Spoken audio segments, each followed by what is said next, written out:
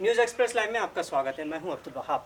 आज हम इस वक्त ईदगाह छावनी औरंगाबाद की सबसे बड़ी जो ईदगाह है यहाँ पर मौजूद है। यहाँ पर ये ईदगाह मलिक अंबर के ज़माने में बनाई गई, यानी तकरीबन 16वीं शताब्दी में 16वीं सदी में बनाई गई मलिक अंबर के ज़रिए। और उसके बाद औरंगज़ेब आलमगीर जब वो यहाँ औरंगाबाद में मुक़ीम थे तो उन्होंने उसका एक्सटेंड किया। आज की कंडीशन में, आज के हालात में, जब हम 2020 में ये रिपोर्टिंग कर रहे हैं, यहाँ पर औरंगाबाद में इसकी कैपेसिटी फ़िलहाल 2 लाख नमाजियों की है। यानी 2 वक्त की जब ईद की नमाज़ होती है, ईद उल फित्र और ईद उल अज़हा, तो यहाँ पर 2 लाख लोगों की कैपेसिटी है। लोग यहाँ पर आते हैं और इसी यहाँ पर नमाज के साथ साथ जो मुतसिल क़ब्रस्तान है, अपने आबा व अजदाद की ख़बरों पर जाकर वहाँ पर उनके लिए दुआए मग़फ़िरत करते हैं। लेकिन शायद ये औरंगज़ेब आलमगीर और मलिक अंबर के ज़माने के बाद से तकरीबन 400 साल के अरसे के बाद ये पहला मौका है जब यहाँ पर ईद की नमाज़ नहीं होगी। वजह यही है, कोरोना के सबब, लॉकडाउन के सबब कोई पब्लिक या आवाम यहाँ पर नहीं आ सकती।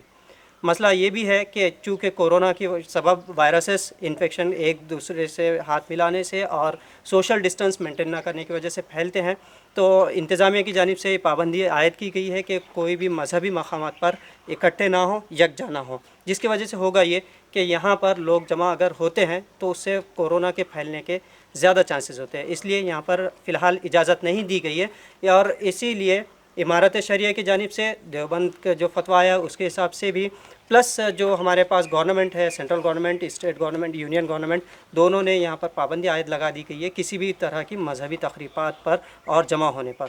तो ये शायद 400 साल के अरसे में पहला ये वाक़या होगा कि इस ईदगाह में यहाँ पर नमाज नहीं होगी। यहाँ पर जो मेंटेन किया हुआ है 144 लागू है, उस हिसाब से 3-4 लोग यहाँ पर जो ज़िम्मेदार होंगे कमेटी के, वो आके नमाज़ पढ़ सकेंगे। लेकिन आवाम के लिए ईदगाह फ़िलहाल बंद रहेगी। हम उम्मीद यही करते हैं कि ईद उल अज़हा चंद महीनों बाद होगी, तब तक शायद लॉकडाउन ख़त्म हो जाए और कोरोना का जो कहर है वो ख़त्म हो जाए। और इतने साल, जो 400 साल की ये तारीख़ रही है, तो ये शायद पहला वाक़या है जो इस तरह से हिस्ट्री यहाँ पर टूटी है। लेकिन अब तक हमारे पास 1857 का दौर देखा इस ईदगाह ने, उसके बाद आज़ादी का दौर देखा, कई फसादात हुए, लेकिन कभी ईदगाह पर नमाज का असर नहीं हुआ। लेकिन एक बीमारी, एक वायरसेस, एक अनजान ना दिखने वाला, एक खुली आंखों से ना नज़र आने वाले वायरसेस से उसका इम्पैक्ट ये है कि हम तकरीबन सोशल डिस्टेंस मेंटेन करने पर मजबूर हैं। न्यूज़ एक्सप्रेस लाइव आप लोगों से यही अपील करता है कि आप भी अपने घरों पर ही नमाज अदा करें और सोशल डिस्टेंस का पालन करें।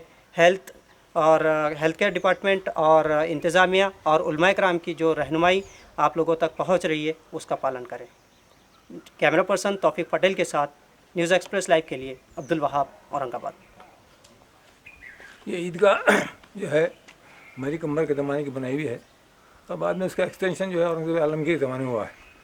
अब जब से लेकर आज तक ईदगाह की नमाज़ बराबर 2 नमाज़ें होती हैं यहाँ पर, ईद उल फितर और ईद उल अज़हा। लेकिन अब ये कोरोना ने जो है एक ऐसा तमाशा कर दिया है जिसकी वजह से कल यहाँ पर ईदगाह की नमाज़ नहीं होगी। इसलिए जो है हम इसलिए परेशान थे, सब सफाई वगैरह हम कर लिए थे कि शायद जब तक ख़त्म हो जाए, लेकिन इम्कान नज़र नहीं आ रहे। इसलिए ऐलान हो गया उसका कि भाई कोई लोग यहाँ पर नमाज़ नहीं पढ़ना। तो हमने भी जो है तो सोचा कि ठीक है, अच्छी बात है, कोई लोग यहाँ पर नमाज़ नहीं पढ़ेंगे। लेकिन कमेटी के जो लोग हैं 2-3 लोग मिलकर वो अपना बाहर, चूँकि नमाज़ तो होना चाहिए, जैसे आप मस्जिदों में नमाज़ें पढ़ ले रहे, ऐसे नमाज़ पढ़ के हम यहाँ पर ख़त्म कर देंगे उस मसले को। आप पब्लिक से क्या अपील कर रहे हैं? पब्लिक से क्या अपील करें? पब्लिक से हमारी अपील है कि जो उलमा ने जो आपसे अपील की है कि आप अपने अपने मकामात पर नमाज़ पढ़ लें, तो आप वहीं पढ़ के ईदगाह में आने की कोशिश ना करें कोई।